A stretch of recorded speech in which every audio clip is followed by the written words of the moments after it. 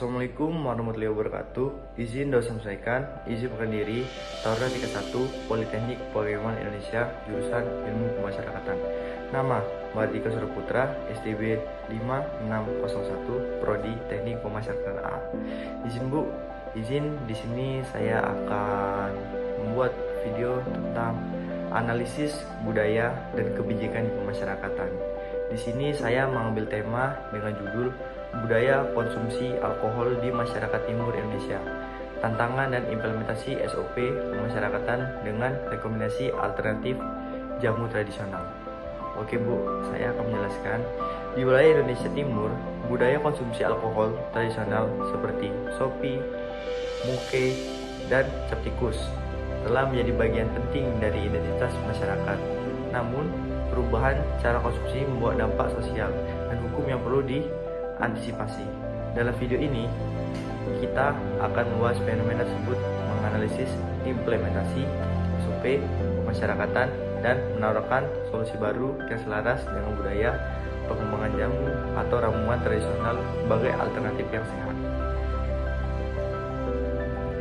Di masyarakat seperti Maluku, NTT, dan Sulawesi Utara, alkohol tradisional memiliki makna sosial dan spiritual. Ia digunakan dalam upacara adat, penyambutan tamu, dan simbol persaudaraan.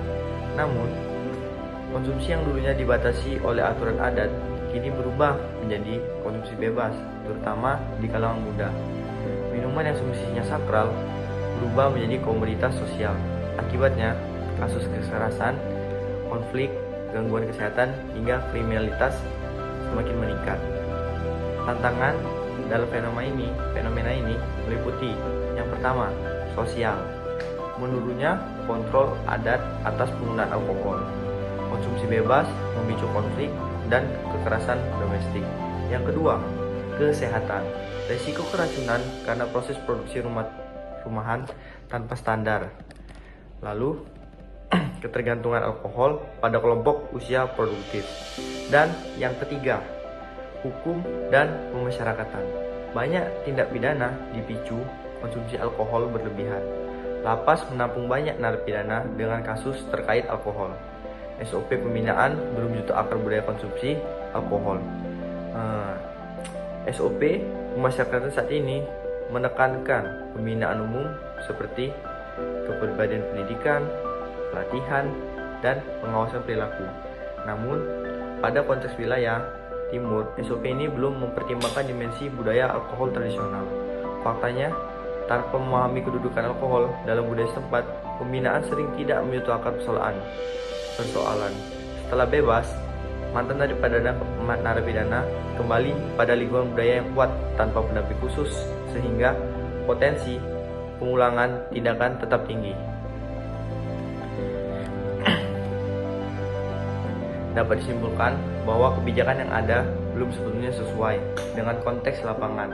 Pendekatan masih bersifat umum dan kurang adaptif terhadap budaya lokal.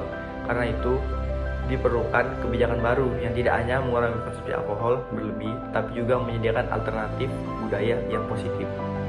Nah, kali ini kita menawarkan pendekatan baru yang lebih selaras dengan budaya lokal, pengembangan jamu atau ramuan tradisional sebagai alternatif minuman sosial dalam acara adat dan aktivitas komunitas.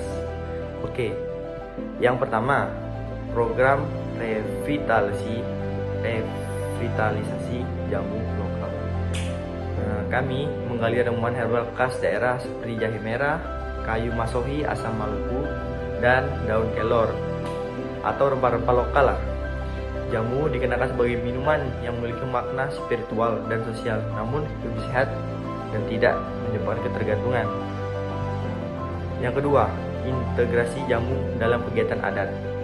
Bekerja sama dengan tokoh adat untuk menggantikan alkohol pada minuman tertentu dengan jamu mengembalikan makna ritual minuman dalam format yang aman dan lebih bermanfaat. Yang ketiga, SOP pemasyarakatan berbasis herbal dan kesehatan. Lapas dapat mengembangkan program seperti pelatihan membuat jamu dan ramuan herbal bagi warga binaan. Yang mungkin modul pembinaan tentang kesehatan, regulasi alkohol, dan pemanfaatan tanaman obat, kerjasama dengan Dinas Kesehatan, Balai POM, atau lembaga adat. Nah, yang keempat, program ekonomi UMKM herbal. Alternatif ekonomi untuk komunitas yang biasa memproduksi sopi atau moke, mengembangkan usaha jamu botol, herbal instan, atau minuman rempah, mendapat dukungan pemasaran melalui koperasi adat dan pemerintahan daerah. Produk jamu bisa menjadi identitas budaya baru yang sehat dan bernilai ekonomi. Dan yang terakhir, yaitu yang kelima, kampanye minum sehat tetap berbudaya. Nah, jadi maksudnya itu kampanye dilakukan melalui gereja, masjid, sekolah adat, dan pemuda. Intinya, menjaga tradisi tanpa merusak masa depan generasi. Nah, jadi rekan-rekan, konsumsi alkohol dalam budaya timur Indonesia adalah warisan yang penting. Namun perlu dikelola agar tidak menimbulkan dampak negatif. Alternatif jamu tradisional dapat menjadi jalan tengah, tetap melestarikan budaya, namun lebih sehat dan konstruktif. Dengan kebijakan yang lebih adaptif dan SOP pemasyarakatan yang mempertimbangkan kearifan lokal, kita dapat menciptakan masyarakat yang lebih aman, sehat, dan tetap bangga dengan identitas budayanya. Mungkin terima kasih telah menonton. Semoga rekomendasi ini dapat menjadi inspirasi bagi pengambil kebijakan, peneliti, dan masyarakat. Saya akhiri. Wassalamualaikum warahmatullahi wabarakatuh. Terima kasih.